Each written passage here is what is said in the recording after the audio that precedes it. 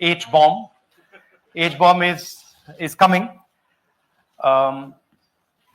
This is another milestone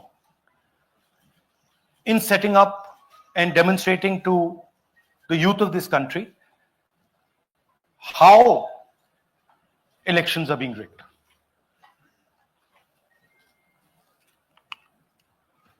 So I'm going to make a claim here, very strong claim, about C.C. Gyanesh Kumar. And this is not something I'm saying lightly. I'm the leader of the opposition in the Lok Sabha. This is something I'm saying after solid proof that I'm going to show you, the youth of India, the people of India today. Proof that is black and white, absolutely clear, that the Chief Election Commissioner of India is protecting the people who have destroyed Indian democracy. I'm also going to show you the method by which votes are being added and deleted, and I'm going to show you how they are done, how that is done. In election after election, someone, some force, some group of people has been systematically targeting millions of voters for deletion across India. This is something that we've heard again and again and again. Different communities, mainly communities that are voting for the opposition, Dalits, Adivasis, minorities, OBCs, are specifically targeted. We had heard this many times, and now we found 100% proof of it. Please understand, I'm not going to say anything on this stage that is not backed up by 100% proof. I am somebody who loves my country. I love my constitution.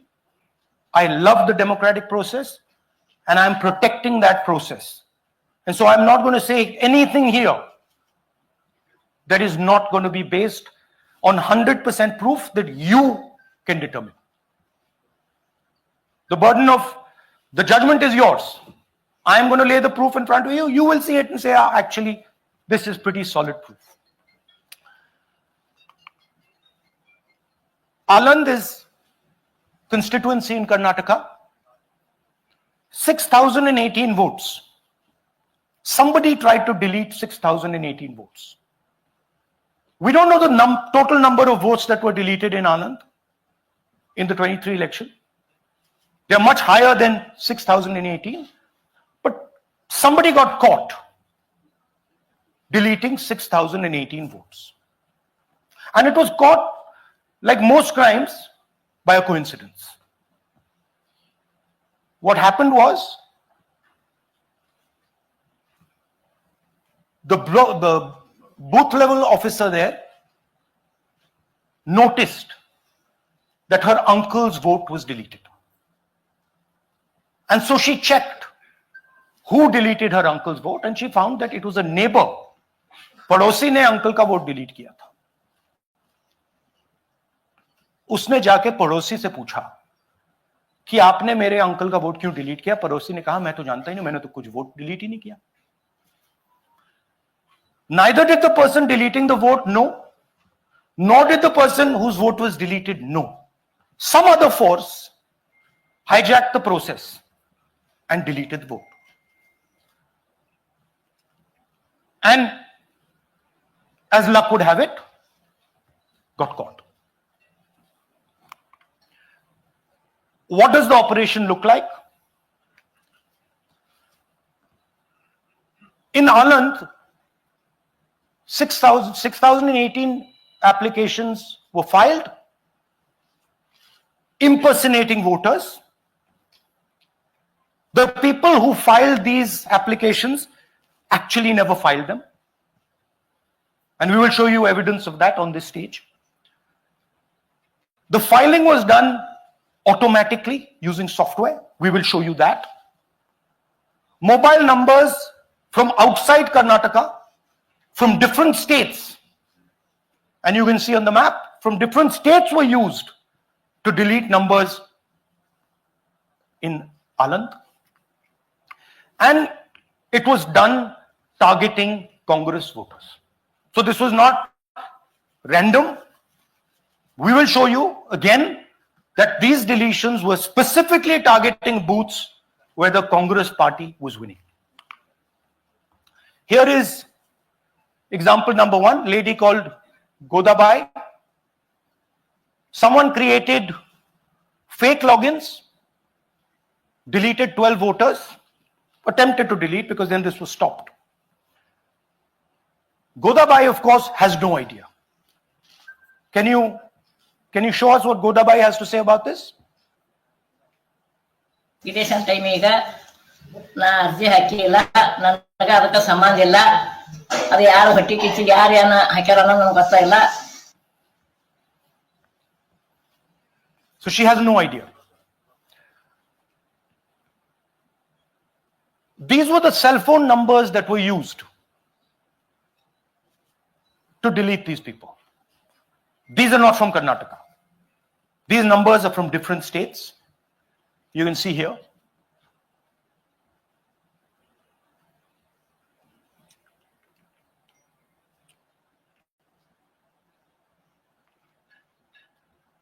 So the question is, whose numbers are these? How were they operated? Where were they operated from? Who generated the OTPs to disturb the process? Now, these are questions that arise out of this. Here's example 2, Suryakant. This gentleman apparently deleted 12 voters in 14 minutes. He filled 12 deletion forms in 14 minutes. I'd like you to meet him. He's here. That's one of the people. That's one. Namaskar bhi aiye. Babita Chaudhary is one of the votes that he is supposed to have deleted. Aiye bhaiya. He is supposed to have deleted. This is the gentleman. ये इनका vote delete किया जा रहा था. ये कर रहे थे. इनसे आप पूछिए. बताइए. That's our candidate. हाँ. कन्नड़ा में बोलिए. ನನ್ನ ಹೆಸರು ಸೂರ್ಯಕಾಂತ್ ಗೋವಿನ. ನಾನು ಸರ್ಸಂಬ ಗ್ರಾಮದಲ್ಲಿ ನನಗೆ ನಾಲೆಜ್ ಕೇಳದೆ ನನ್ನ ಹೆಸರು ಮೇಲೆ 9 ಜನರ ಲಿಸ್ಟನ್ನು ಡಿಲೀಟ್ ಮಾಡಿದ್ದಾರೆ. ಅದು ಯಾಕಂತ ಇವರು ನನಗೆ ಬಂದು ಕೇಳಿದರು, ನಮ್ಮ ಹೆಸರು ನೀವು ಯಾಕೆ ಡಿಲೀಟ್ ಮಾಡಿದ್ರಿ ಅಂತ. ಅದಕ್ಕೆ ನಾನು ನಮ್ಮ ಸಾಹೇಬ್ರಿಗೆ ಹೇಳಿದೆ, ನಾನು ಡಿಲೀಟ್ ಯಾರಿಗೂ ಮಾಡಿಲ್ಲ, ಅಪ್ಲಿಕೇಶನ್ ಕೊಟ್ಟಿಲ್ಲ, ಆದರೂ ಡಿಲೀಟ್ ಆಗ್ಯದ, ಅದು ನೋಡ್ರಿ ಅಂತ. ಹಾಗಾಗಿ ತಹಶೀಲ್ದಾರ್ಗೆ ಹೋಗಿ ಕಂಪ್ಲೇಂಟ್ ಕೊಟ್ವಿ. ಮತ್ತೆ ಕಮಿಷನರ್ ಇದು ನಮ್ಮ ಜಿಲ್ಲಾ ಎಲೆಕ್ಷನ್ ಒಂದು ಇದಕ್ಕೆ ಕಂಪ್ಲೇಂಟ್ ಕೊಟ್ವಿ. ನನ್ನ ಹೆಸರ ಮೇಲೆ 12 ಜನರದು डिलीट ಮಾಡಿದ್ದು ನಿಜ ಇರ್ತದೆ. थोड़ा ट्रांसलेट कर लीजिए. मेरे नाम पे 12 लोगों का नाम डिलीट किया गया है. हालांकि मुझे मालूम नहीं, मैं कभी किसी को मैसेज भेजा भी नहीं, मैं बुलाया भी नहीं. ये बबीता आके पूछने से पता चला कि मैंने मेरे फोन से ऐसा मैसेज दिया, लेकिन असल में मैंने किसी को भी मैसेज नहीं किया. आप कुछ कहेंगे? नहीं, ठीक है. Thank you. Thank you. Third example, Nagaraj. 2 applications filed and submitted in 36 seconds. Please try and fill these forms and see how long it takes you. Try and fill. And I ask the youth of India, try it. Try and fill the form, 2 forms in 36 seconds. You'll see the answer to this question. Notice also what time this gentleman fills the form. For some reason, he gets up at 4:07 in the morning and suddenly fills 2 forms in 38 seconds.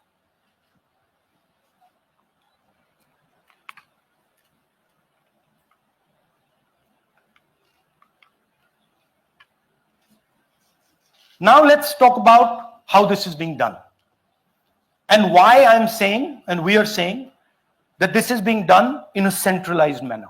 And this is being done not using individuals, but using software. Look at the serial numbers. Serial number 1, serial number 1, serial number 1, serial number 1. Serial number 1 means that this is the first person whose name, this is the first name in the booth. So a software is picking up the first name in the booth and using it to delete voters. So someone ran an automated program that ensured the first voter of the booth was the applicant. That same person got cell phones from outside the state, used them to file the applications. And we are pretty certain that this was done in a centralized manner and it was done at scale. This was not done in a, at a worker level. This was done at a call center level. Okay? Targeted deletions in strong Congress booths. The top 10 booths with maximum deletions are Congress strongholds. Congress won 8 other 10 booths in 2018. This was not a coincidence. This is a planned operation.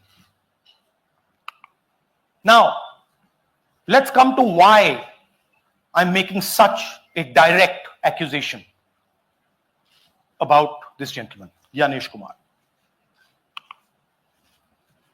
There is an ongoing investigation on this matter in Karnataka. The CID of Karnataka has sent 18 letters in 18 months.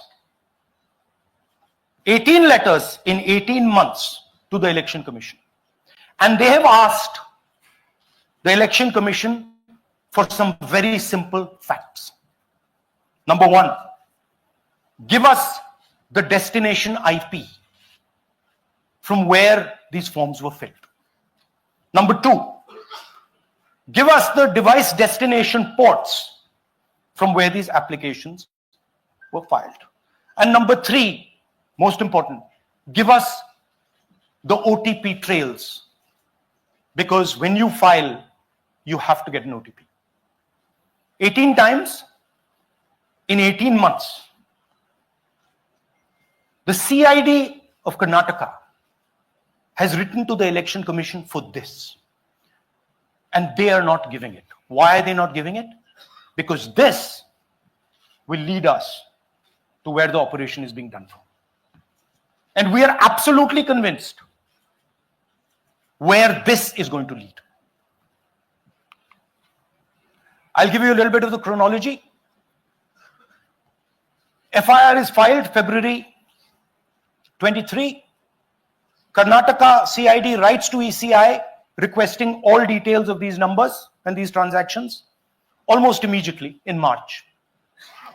In August, EC gives a reply, doesn't fulfill any of the demands, and doesn't give us the information. Doesn't give the CID of Karnataka the information that will lead them to their destination. January 24, Karnataka CID writes to ECI again and says, please send us full information. No answer. Karnataka CID by September 25, last letter went in September 25, has written 18 reminder letters. While this is going on, the CEC of Karnataka writes to the Election Commission in Delhi and says, there is a matter.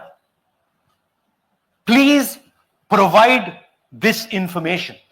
And the CEC of Karnataka multiple times asks the Election Commission. No answer.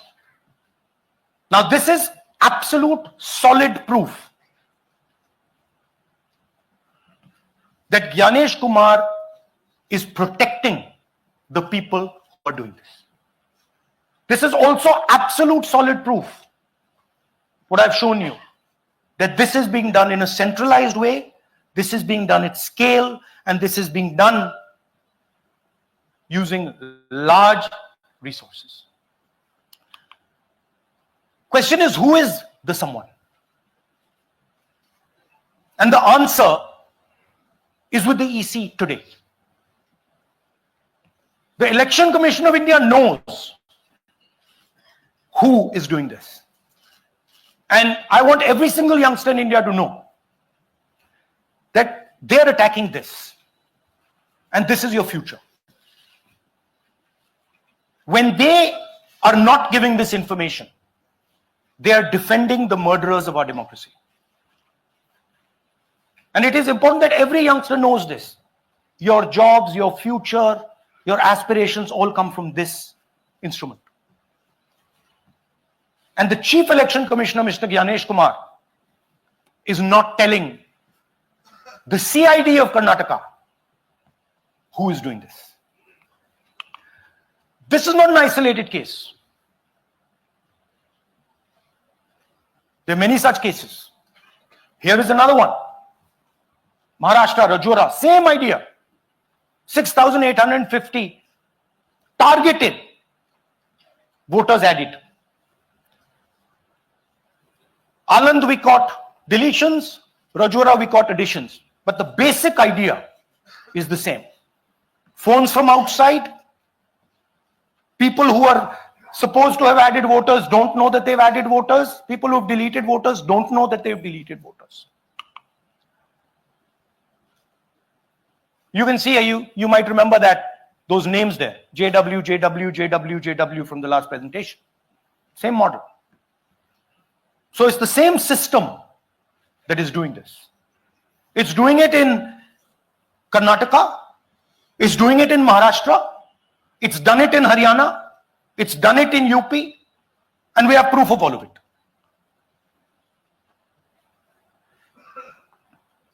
Names are being filled, addresses, the address is Sasti, Sasti, Sasti, Sasti. Name is UQ, JJW.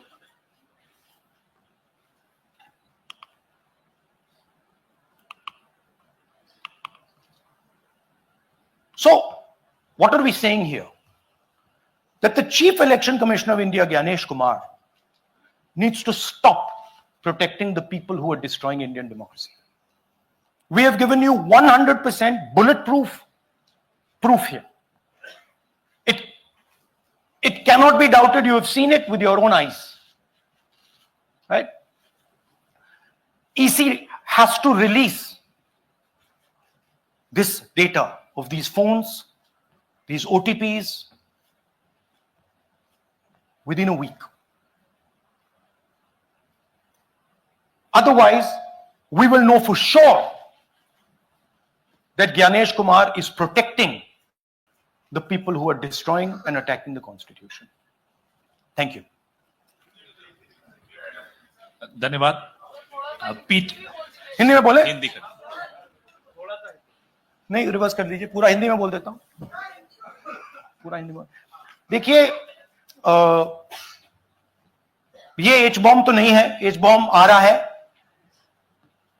Hydrogen bomb आ रहा है. ये एक और उदाहरण है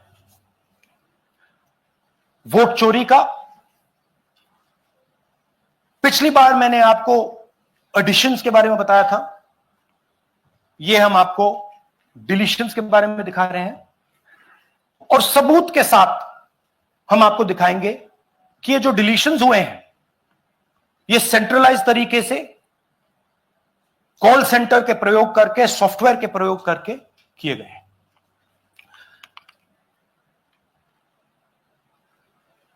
हमारे पास इस presentation में जो मैंने आपको अभी दिखाया, 100% सबूत है, प्रूफ है कि ज्ञानेश कुमार जी हिंदुस्तान के चीफ इलेक्शन कमिश्नर वोट चोरों की रक्षा कर रहे हैं.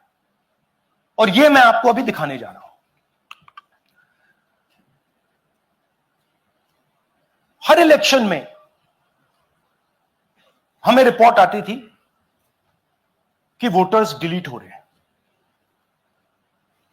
कांग्रेस वोटर्स डिलीट हो रहे हैं, ऑपोजिशन के वोटर्स डिलीट हो रहे हैं, दलित वोटर्स डिलीट हो रहे हैं, आदिवासी हो रहे हैं, माइनॉरिटी वोटर्स डिलीट हो रहे हैं, ओबीसी वोटर्स डिलीट हो रहे हैं। मगर जब डिलीट होते हैं ऑपोजिशन के ही होते हैं। कर्नाटक में आलंद कंस्टिट्यूएंसी है, यहां पे चोरी पकड़ ली, कोइंसिडेंस से पकड़ी। वहां की जो बीएलओ थी उसने देखा कि उसके रिश्तेदार को डिलीट कर दिया गया था। जैसे चोरी पकड़ी जाती है, कोई छोटी सी गलती हो जाती है, हाथ आ जाती है। आलंद में 6018 वोटर्स डिलीट हुए, उसमें से इनकी रिश्तेदार थे। उन्होंने पता लगाया कि मेरे रिश्तेदार को डिलीट किसने किया। पता लगा कि पड़ोसी ने रिश्तेदार को डिलीट किया। बीएलओ ने जाके पड़ोसी से पूछा कि भाई आपने मेरे रिश्तेदार को क्यों डिलीट किया? पड़ोसी ने कहा मैंने तो नहीं किया। बीएलओ सस्पिशियस हो गई, शक पड़ा, उसने प्रोसेस चालू कर दी।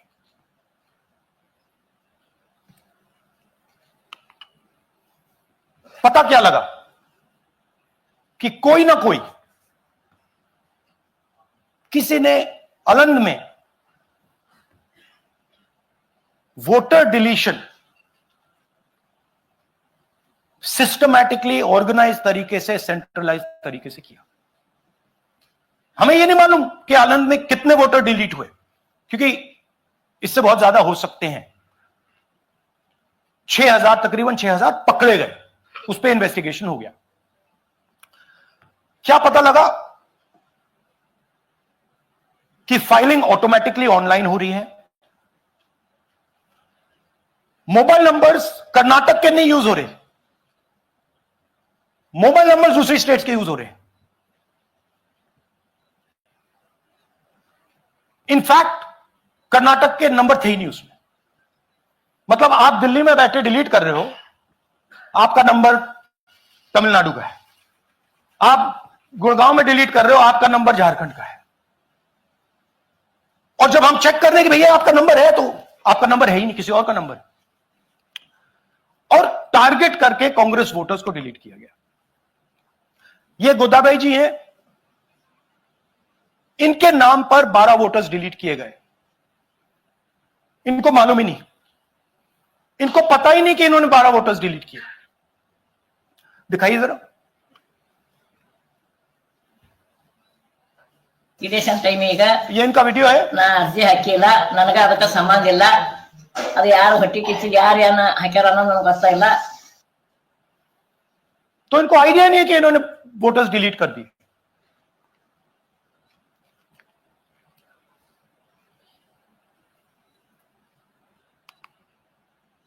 ये सारे के सारे जो नंबर्स हैं,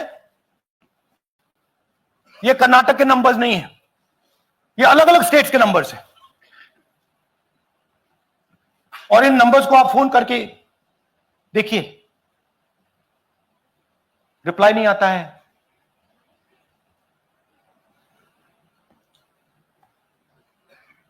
तो सवाल यह है कि किसके नंबर्स हैं, ये किसने ऑपरेट किए, जब इन्होंने ऑपरेट किए ये कहां थे, आईपी एड्रेस क्या था, ओटीपी कैसे जनरेट हुआ, कहां गया, यह सवाल है। यह दूसरा उदाहरण, सूर्यकांत जी जो अभी स्टेज पे आए थे, इन्होंने 12 वोटर्स को 14 मिनट में डिलीट कर दिया। आप फॉर्म भरने की कोशिश कीजिए, डिलीशन फॉर्म भरने की कोशिश कीजिए, देखिए। और जब हमने इनसे पूछा कि भैया आपने ये कैसे किया, वो कहते मैंने तो नहीं किया, मैं तो जानता ही नहीं हूं।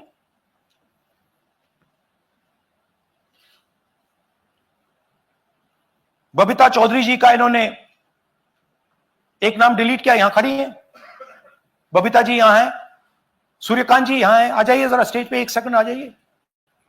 ये दोनों खड़े हैं यहां पे, सूर्यकांत जी, बबीता जी। इनको मालूम ही नहीं कि इन्होंने डिलीट किया। Thank you. नागराज जी, इन्होंने 2 एप्लीकेशन 36 सेकंड में फाइल कर दी है। और मजे की बात देखिए, ये 4 बजे सुबह उठ के फाइल कर रहे हैं। पता नहीं क्या हुआ, 4 बजे सुबह कहा कि भैया मैं 2 वोटर को डिलीट करूंगा, और कितने 36 सेकंड में डिलीट कर दिए, फिर सो गए।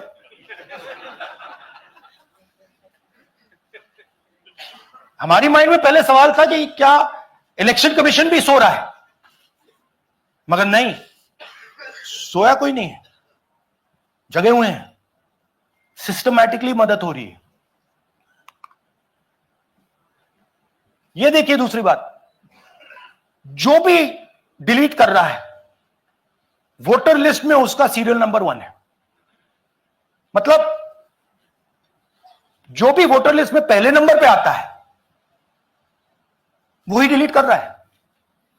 5वें नंबर वाला, 7वें नंबर वाला, 10वें वाला कोई नहीं कर रहा। तो हो क्या रहा है, सॉफ्टवेयर से यह काम किया जा रहा है। सॉफ्टवेयर प्रोग्राम कह रहा है पहला नाम निकालो और इसका प्रयोग करके डिलीट करो। टारगेटेड डिलीशंस हो रहे हैं। कांग्रेस पार्टी पर आनंद में अटैक किया। टॉप 10 बूथ्स जहां सबसे ज्यादा कांग्रेस की स्ट्रेंथ थी वहां टारगेट किया। और 2018 में पिछले इलेक्शन में 10 में से 8 बूथ कांग्रेस पार्टी जीती थी, और इन 8 में से इन्होंने 6000 लोग उड़ाने की कोशिश की। ये कोइंसिडेंस नहीं था, ये प्लान था, और ये सेंट्रलाइज तरीके से किया जा रहा है। अब मैंने बहुत बड़ी बात बोली, चीफ इलेक्शन कमीशन के बारे में मैंने बोला कि यह व्यक्ति वोट चोरों की रक्षा कर रहा है। जो भी मैं यहां बोल रहा हूं 100% प्रूफ के साथ, सबूत के साथ बोल रहा हूं। और मैं अभी आपको दिखाना चाहता हूं कि मैं ये शब्द क्यों बोल रहा हूं और किस बेसिस पे बोल रहा हूं। आपको अपनी आंखों से ये दिखेगा। कर्नाटका सीआईडी ने केस चालू किया कि वोटर कौन है, ये फोन किसके हैं, ये आईपी एड्रेस क्या है, ओटीपी कहां गया, इन चीजों के बारे में इन्वेस्टिगेशन शुरू होती है। कर्नाटक सीआईडी ने हिंदुस्तान के इलेक्शन कमीशन को 18 चिट्ठियां लिखी हैं। हमें आप ये इंफॉर्मेशन दीजिए, बिल्कुल क्लियर है। डेस्टिनेशन आईपी दीजिए, डिवाइस डेस्टिनेशन पोर्ट दीजिए, ओटीपी ट्रेल दीजिए, फोन नंबर्स दीजिए, फोन नंबर्स के मालिकों के नाम दीजिए। क्लियरली पूछा है, नो आंसर। 18 चिट्ठी CID Karnataka, no answer from chief election commissioner, no answer from election commission. Timeline देखिए,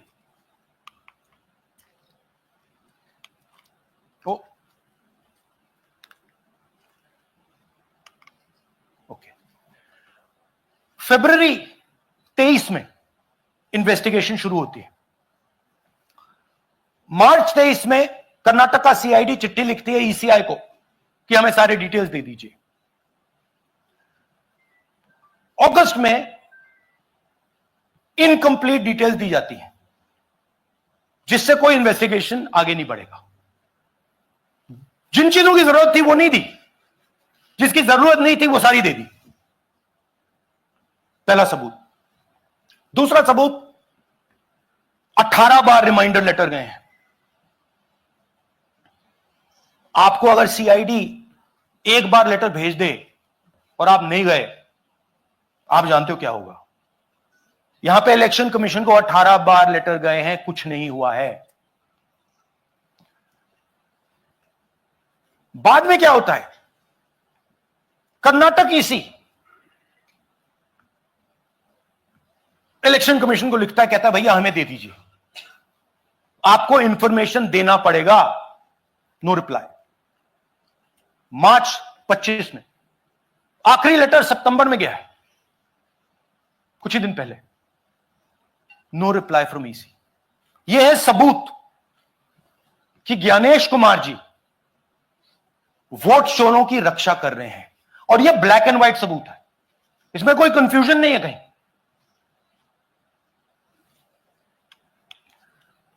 तो सवाल उठता है, ये है कौन जो सेंट्रलाइज तरीके से कॉल सेंटर के प्रयोग से, सॉफ्टवेयर से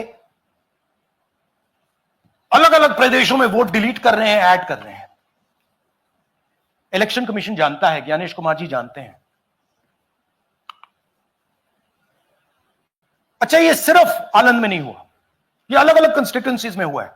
आनंद में लीगल प्रोसेस चालू हो गई, पकड़ लिया। यहां महाराष्ट्र में उसी मोडस ऑपरेंडी से, उसी सिस्टम से यहां पे वोट ऐड हुए हैं। आनंद में डिलीट, रजौरा में एडिशन, 6850। आपको याद होगा पिछले प्रेजेंटेशन में मैंने आपको नाम दिखाए थे, ये देखिए वही नाम यहां है। वही सिस्टम महाराष्ट्र में चल रहा है जो कर्नाटक में चल रहा था।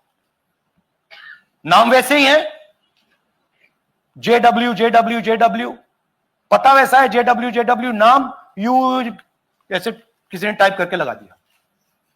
तो जो ये काम कर रहा है, ये उत्तर प्रदेश में, हरियाणा में, बिहार में, कर्नाटक में, महाराष्ट्र में वही कर रहा है।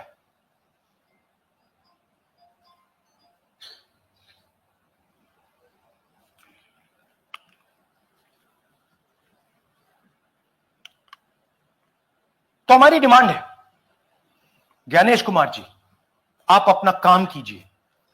आपने ओथ लिया है, आप हिंदुस्तान के चीफ इलेक्शन कमिश्नर हैं। आपसे कर्नाटक की सीआईडी सबूत मांग रही है।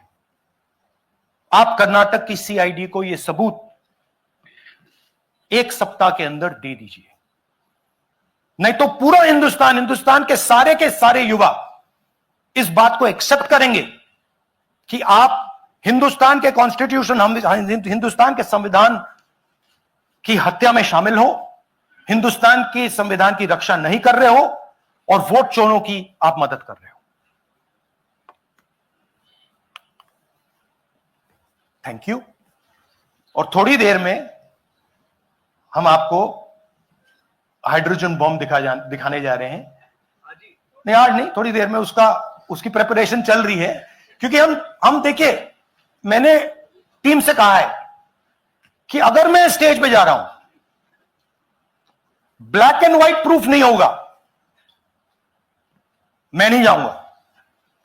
अगर ब्लैक एंड व्हाइट प्रूफ होगा, जो कोई मतलब उसको निगेट नहीं कर सकता, मैं जाऊंगा। मैं देश के कॉन्स्टिट्यूशन की रक्षा कर रहा हूं, संविधान की रक्षा कर रहा हूं, मैं लोकतंत्र की रक्षा कर रहा हूं, और मैं सच्चाई आपके सामने रख रहा हूं। बहुत बहुत धन्यवाद, नमस्कार, जय हिंद। सर 3 सवाल। पीटीआई से संजीव चोपड़ा। या राहुल जी, दिस साइड। या राहुल जी इधर, हाँ, लेफ्ट कहाँ है? To your right. हाँ, हेलो।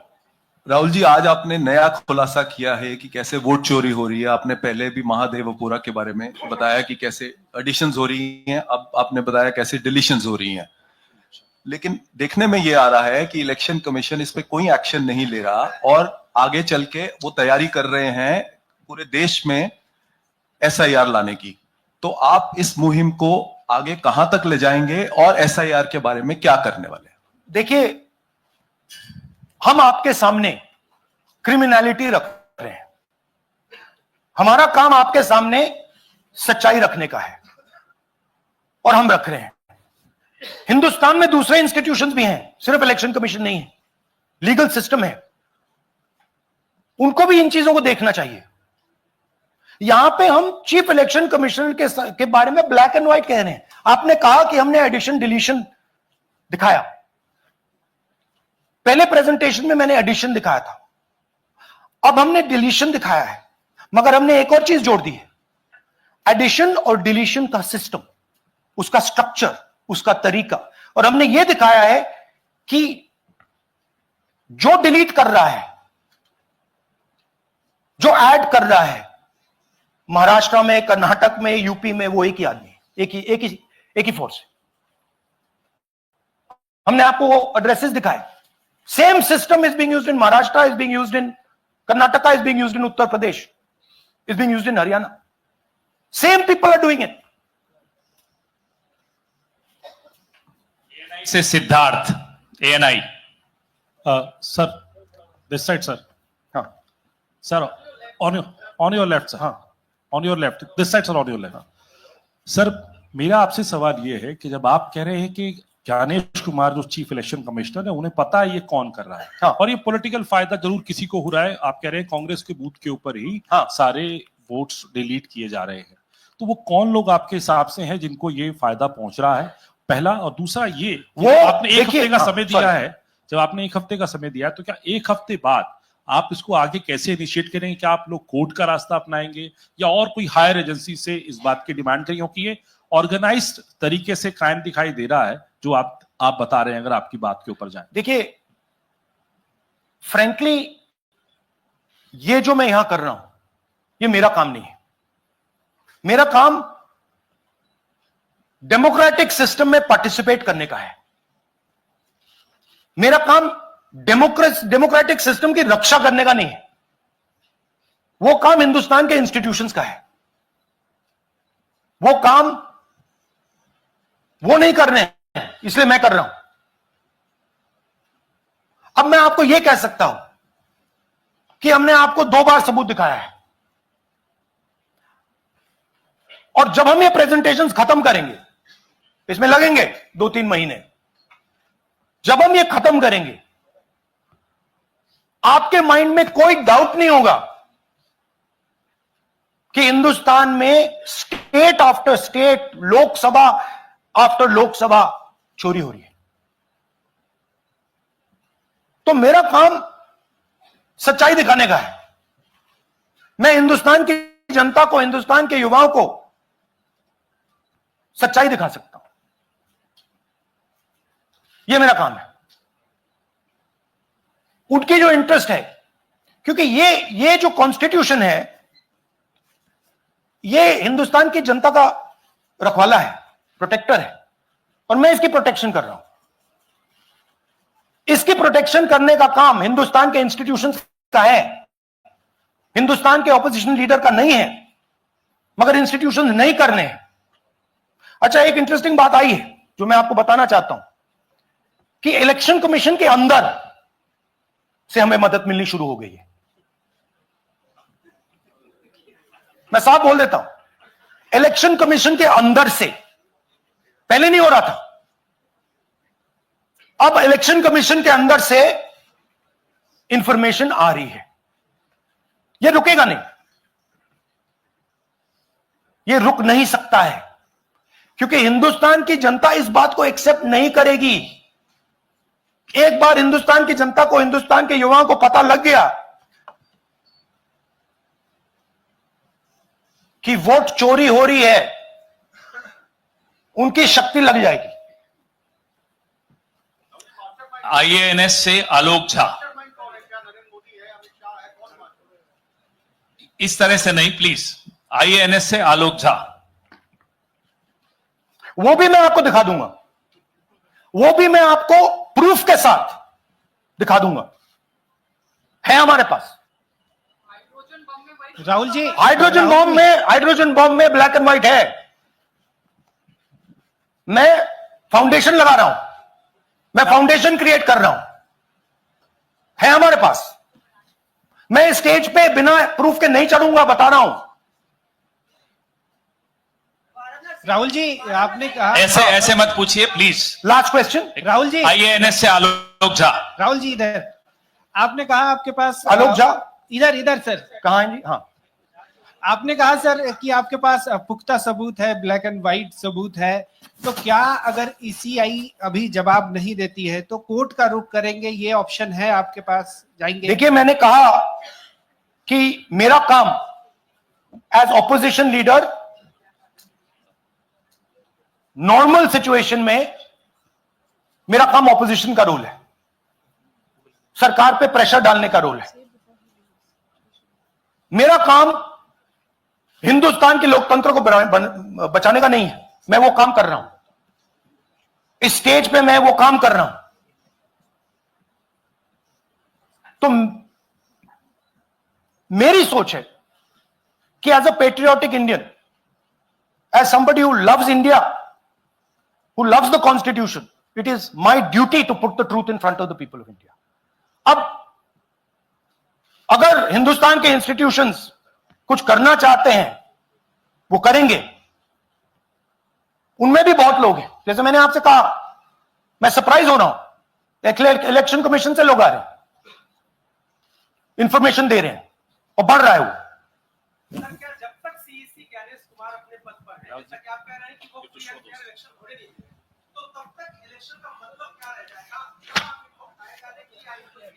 हाँ, तो आप इमेजिन कीजिए, और ये शॉकिंग बात ये है बस कि ये अभी शुरू नहीं हुआ, ये 10-15 साल से चल रहा है। ये सिस्टम है, ये स्ट्रक्चर है। हिंदुस्तान की जो डेमोक्रेसी है वो हाईजैक हो गई है। I am shocked frankly. Democracy, brothers and sisters, democracy can only be saved by the people of India. Nobody else can save democracy. Rahul Gandhi can come here and say something and say this is the truth. But the people of India, who I believe in, who I love, can do it. The day the people of India realize that आपका जो लोकतंत्र है, आपका जो संविधान है, वो आपसे चोरी हो गया है, उस दिन काम हो जाएगा। Thank you. अब आप लोग अपने स्थान पर खड़े हो जाइए राष्ट्रगान के लिए।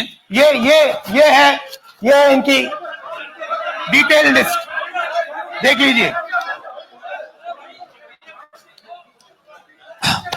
राष्ट्रगान के लिए अपने स्थान पर खड़े हो जाइए।